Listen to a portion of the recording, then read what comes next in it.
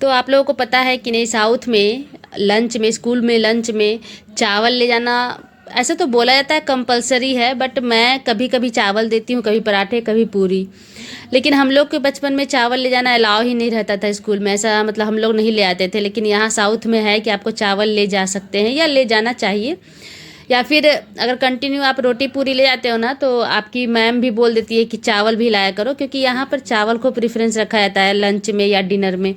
तो यहाँ के लोग के लिए तो बहुत आम बात है चावल को तरीके तरीके से बनाना और खाना, बच्चों को देना। यहाँ पर तीनों टाइम अगर ये लोग चावल ही खा लेते हैं, लेकिन हम लोग से होता ही नहीं है। लेकिन फिर भी कभी कभी मैं ट्राई करती हूँ बच्चों को चावल देने का। और मेरे बड़े वाले बेटे को चावल बहुत पसंद है, लेकिन छोटे वाले को नहीं पसंद है उतना। लेकिन हाँ, जब उसको उसके पसंद का चावल मैं बना करके दूँ ना, जैसे मैं अभी बना रही हूँ फ्राई राइस या बिरयानी या पुलाव, तो वो खा लेता है। तो उसीलिए मैंने चावल जब बनाया ना सुबह में, तो हस्बैंड के लिए तो मैं प्लेन सिंपल चावल रखने वाली थी, लेकिन बच्चों के लिए मैंने फटाफट गाजर प्याज काट करके और कढ़ाई में, और कोई भी मतलब यहाँ पर मैं चावल ज़्यादातर करके बनाती हूँ ना, तो मैं थोड़ा सा साउथ इंडियन टच दे ही देती हूँ, जैसे करी पत्ता, राई और थोड़े बहुत मसाले जो साउथ इंडियन मसाले होते हैं। जैसे ये है पोलीग्रीनी राइस वाला मसाला, तो थोड़ा मेरे पास बचा हुआ था, तो इसको मैंने इसमें मिला दिया, क्योंकि इससे जो चावल बनते हैं ना, बहुत ही एक अच्छा सा स्मेल और बहुत ही एक अच्छा सा टेस्ट आ जाता है इसमें।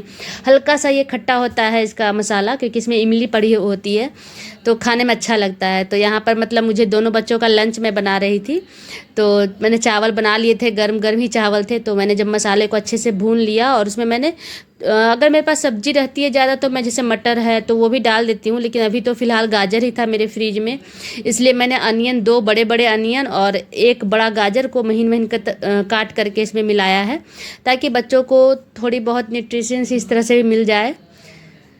तो यहाँ पर मैं चावल को फिर फ्राई कर लूँगी और उन दोनों के लंच में फिर पैक करूँगी। तो मैं चावल को भी मतलब थोड़ा ठंडा करके ही पैक करती हूँ।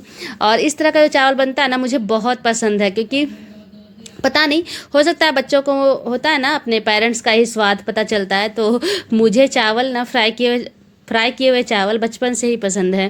तो पहले तो मम्मी लोग एकदम सिंपल तरीके से फ्राई करती थी, सिर्फ अनियन, मिर्ची और धनिया पत्ती डाल करके। लेकिन मैं यहाँ साउथ में रह करके, क्योंकि यहाँ पर चावल की वैरायटीज बनती है, मतलब तरह तरह के चावल, टमाटो राइस, कर्ड राइस और डिफरेंट डिफरेंट के टैमरिंड राइस तो बनते हैं। तो थोड़े बहुत मैंने भी सीख लिए हैं, तो मैं ट्राई करते रहती हूँ, और मेरे बच्चों को भी पसंद आता है।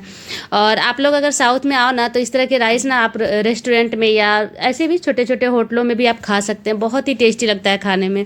लेकिन हाँ, बाहर खाओगे तो बहुत तीखी रहती है, लेकिन घर पर आप बनाओ तो आप माइल्ड टेस्ट में या मतलब कम तीखी वाले भी बना सकते हैं। तो यहाँ फिर मैंने अपने दोनों बच्चों का लंच पैक कर दिया। तो ये मैंने अपने हस्बैंड को दिया, क्योंकि मैंने बाद में उनसे पूछा, तो उन्होंने, वो भी तैयार हो गई ये वाला चावल ले जाने के लिए, तो मैंने उनको भी यही दे दिया था। कैसी लगी रेसिपी?